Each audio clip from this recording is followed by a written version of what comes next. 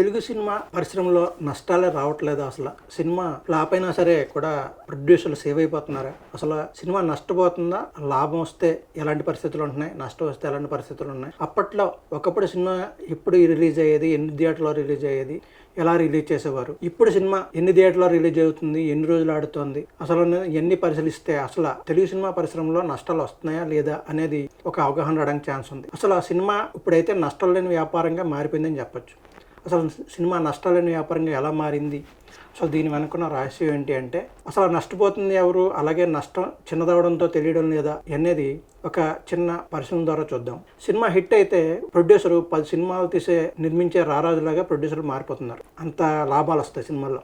అదే ఫ్లాప్ అయితే వేరే విధంగా ఉంటుంది. ఫిల్మ్ ఇండస్ట్రీలో అప్పుడు ఇప్పుడు అసలు నష్టాలు లేనిది ఎవరికి అంటే మాత్రం హీరోకనే చెప్పుకోవచ్చు. కొంతవరకు ఆంధ్రప్రదేశ్, తెలంగాణలో మొత్తం కలిపి థియేటర్లు 1500 పైనే. ఆంధ్రప్రదేశ్లో 1000 థియేటర్లు, తెలంగాణలో ఒక 600 పైన థియేటర్లు అనుకోవచ్చు. అప్పట్లో ఒక స్టార్ హీరో సినిమా రిలీజ్ అయితే ఆంధ్రప్రదేశ్ మొత్తం మీద 300 థియేటర్లో ఆడించేవారు. అంటే ఆంధ్రాలో 200, ఒక తెలంగాణలో ఒక 100 థియేటర్లో సినిమా ప్రదర్శన జరిగేది. సినిమా హిట్ అయితే ఒక షోకి ₹1,00,000, ఒక రోజు సంపాదన ₹1,00,000 పైనే ఉండేది, 4 షోలకు కలిపి. అంటే సినిమా ఫ్లాప్ అయితే నిర్మాత మూటా ముళ్ళు సర్దుకొని వెళ్ళిపోవాల్సి వచ్చేది.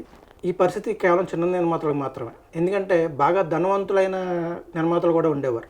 వారికి ఒక సినిమా నష్టపోయినా కానీ రెండో సినిమాతో వారు రికవర్ అయిపోయేవారు లాభాలతో. రెండో సినిమా హిట్ అయితే. చిన్న నిర్మాతలకు అలా పరిస్థితి ఉండదు. ఒక సినిమా ఫ్లాప్ అయితే ఇంక సర్దేసుకుని నిలబడమే. ఇంకా సినిమా మొదటి రోజే వసూలు భారీగా కనిపించడంతో, జనాలు క్యూలలో కిక్కిరిసి ఉండడంతో సినిమా మొదటి రోజుకి ప్రాధాన్యత బాగా పెరిగిపోయి మొదటి రోజు ఒక ఊరిలో ఒక థియేటర్లో 2 థియేటర్స్లోనే సినిమా ఆడించడం మొదలుపెట్టారు. అలా హిట్ అయినా ఫ్లాప్ అయినా మొదటి రోజు వసూళ్లతో నష్టాలు కొంతమేర తగ్గేవి. అప్పట్లో 100 రోజులు సినిమా ఆడితేనే సినిమా హిట్, లేకపోతే ఫ్లాప్ అని ముద్రపడేది. హీరోలకి ఇది ప్రెస్టేజ్. కానీ థియేటర్ వాళ్ళు, డిస్ట్రిబ్యూటర్స్ కొంత నష్టపోయేవారు. సినిమా తీసిన నిర్మాత, హీరోలకి పెద్ద నష్టం కొంచెం తక్కువ అని చెప్పుకోవచ్చు. సినిమా ఫ్లాప్ అయితే. హిట్ అయితే ఇంకా రాజులే, ఒక బోర్డు అంతా మళ్ళీ 10 సినిమాలు తీసే డబ్బులు అయితే వచ్చాయి. ఎప్పుడైతే థియేటర్ ఓనర్, నిర్మాత ఒకడే అయ్యాడో దీనికి, ఈ నష్టాలకు ఒక పరిష్కారం కనిపెట్టారు. అదేంటంటే స్టార్ సినిమాకు ఉన్న క్రేజ్తోనే ఇది సాధ్యమైంది.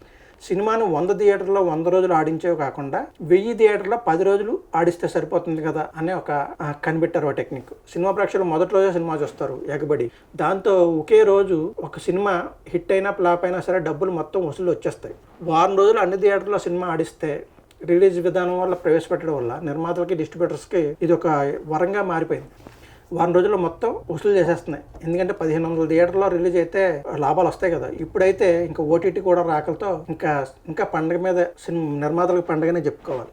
లాభం మీద లాభం. సినిమా హిట్ టాక్ వస్తే చాలు విపరీతమైన లాభాలు అయితే వస్తున్నాయి. పెట్టిన పెట్టుబడి కంటే డబుల్. మరి ఎవరు నష్టపోతున్నారు అంటే కొంతవరకు సినిమా ప్రేక్షకుడు అని చెప్పవచ్చు. ఎందుకంటే ప్రేక్షకుడు నష్టపోయేది ఒకప్పుడైతే ₹200 మాత్రం. అప్పుడు అది నష్టం కింద పెద్దగా భావించేవాడు కాదు. ఎప్పుడైతే టికెట్ రేట్లు 500, ₹1000 చేస్తారో అప్పుడు అతనికి నష్టం కింద అనిపించడం మొదలుపెట్టింది. ఎందుకంటే ఒక రోజు కష్టం అది సగటు ప్రేక్షకుడికి. సో ఖచ్చితంగా సగటు ప్రేక్షకుడికి ఇది నష్టం అని చెప్పాలి. ఇంకా సినిమా హిట్ ఫ్లాప్తో సంబంధం లేదు. వారం రోజుల్లో మొత్తం డబ్బులు సంపాదిస్తున్నారు కాబట్టి నిర్మాతలకి, హీరోలకి, అందరికీ లాభమైనా చెప్పాలి. థియేటర్ ఓనర్స్ కూడా. క్వాలిటీ లేని సినిమాలు అయితే వచ్చేస్తున్నాయి. ఎక్కడో రాజమౌళి లాంటి డైరెక్టర్లు ఒక్క డెడికేషన్తో సినిమాలు చేస్తున్నారు కాబట్టి అలాంటి సినిమాలకు ₹1000 పెట్టి టికెట్ కొన్న తప్పలేదు. కానీ ఒక హీరోని బేస్ చేసుకుని స్టోరీలో దమ్ముందా లేకపోతే సినిమాలో క్వాలిటీ లేకపోయినా సరే టికెట్ రేట్లు పెంచి చేయడం ఉన్నదని చూసారా, అది మాత్రం కొంతవరకు మోసం అని చెప్పాలి.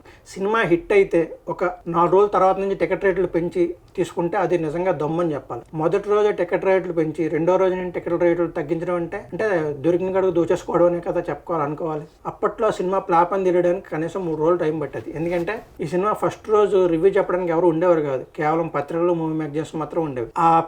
ఆ పత్రికలు కూడా ఆ ప్రకటనలు ఇస్తే అందాల్సిన మొత్తం అందితే మాత్రం రివ్యూలు సరిగా వచ్చేదే కాదు. అంతేకాదు ఇప్పుడు ఏ రాజకీయ పార్టీకి ఆ రాజకీయ పార్టీ ఛానల్ ఉన్నట్టు ఆ రోజుల్లో హీరోలు లేదా వారికి దగ్గర వారే కాకుండా సొంత మ్యాగజైన్లు నడిపి తమకు అనుకూలంగా, ప్రొడ్యూసర్లకి అనుకూలంగా రాయించుకునేవారు. అంటే మ్యాగజైన్స్లో నిజం రాసేవారు కదా. సినిమా ఫ్లాప్ అనే టాక్ అయితే చాలా తక్కువ ఉండేది, ఎక్కడో కొన్ని పత్రికల్లో మాత్రమే. ఇప్పుడైతే నిజం తాగట్లేదు. ఎందుకంటే ఏదో మూల ప్రేక్షకుడు ఫ్రస్ట్రేషన్ అయితే బయటకు వచ్చేస్తుంది. ఎందుకంటే టికెట్ ధర ₹1000 అంటే లేదా 500 అంటే నష్టం ప్రేక్షకుడు ఒక రోజు కష్టం. అప్పట్లో మొదటి 3 రోజులు ఫ్యాన్స్ ఎగబడి సినిమా చూసేవారు. కానీ సినిమా ఫ్లాప్ అయినా సరే ఎవరికి చెప్పేవారు కాదు. యావరేజ్ అంటూ తిరిగేవారు.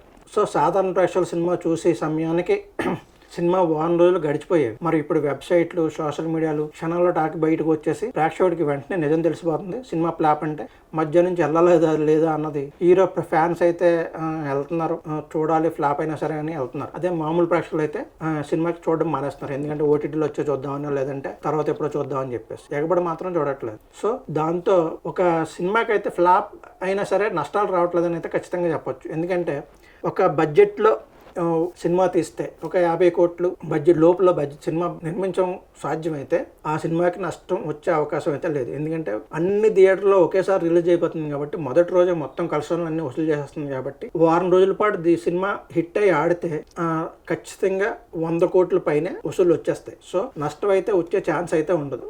సో స్టార్ హీరోలకైతే మాత్రం ఇది గ్యారంటీ. మినిమం వారికి ఫ్లాప్ అయినా సరే సినిమా వసూలు అయితే లాభం సాధించేస్తుంది. సో స్టార్ హీరో సినిమా అందుకోసమే రేట్లు అయి పెంచేసి ఇంకా అసలు నష్టం అనే మాటకి అర్థమే లేకుండా చేస్తారు. సో సినిమా అయితే నష్టం లేదు. నష్టపోతుంది 1000 రూపాయలు టికెట్ పెట్టి కొనుక్కున్న ప్రేక్షకుడు మాత్రమే.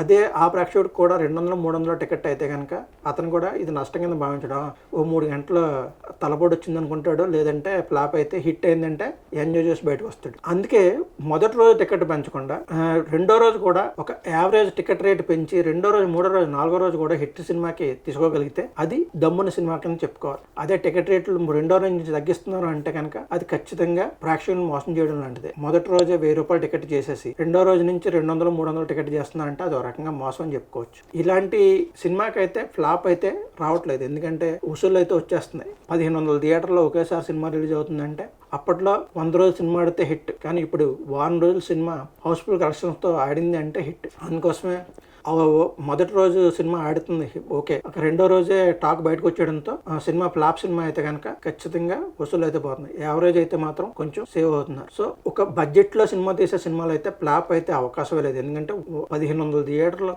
ఒక్కరోజు సంపాదన ఆ బడ్జెట్లో సినిమా తీస్తే రెండో రోజు, మూడో రోజు ఆడిందంటే ఎంత లాభాలు వస్తాయి అన్నది చూడండి. సో మీకు ఏమనిపిస్తుంది? అసలు సినిమా థియేటర్ ఇండస్ట్రీ నష్టం జరుగుతుందా, వస్తున్నాయా? ప్రొడ్యూసర్లు నష్టపోతున్నారా? కనీసం మినిమం గ్యారంటీ స్టోరీలతో, మంచి స్టోరీలతో సినిమాలు తీసే వాళ్ళకి అసలు నష్టం వచ్చే అవకాశం లేదని నా ఫీలింగ్. మీ ఫీలింగ్స్ ఏంటన్నది మీరు మీ అభిప్రాయం రూపంలో కామెంట్ రూపంలో తెలియచేయండి. మా ఈ వీడియోని షేర్ చేయండి, సబ్స్క్రైబ్ చేయండి, లైక్ చేయండి. అలాగే నా అభిప్రాయంలో ఏమైనా తప్పు ఉందనిపిస్తే దాన్ని కూడా మీ కామెంట్ రూపంలో తెలియచేయండి. దాన్ని కూడా మళ్ళీ వీడియోలో అసలు ఏంటన్నది మళ్ళీ విశ్లేషణ రూపంలో మీకు తెలియజేయడానికి ప్రయత్నం చేస్తాను. మా పీపుల్ మీడియా న్యూస్ని సబ్స్క్రైబ్ చేయండి. Thank you very much.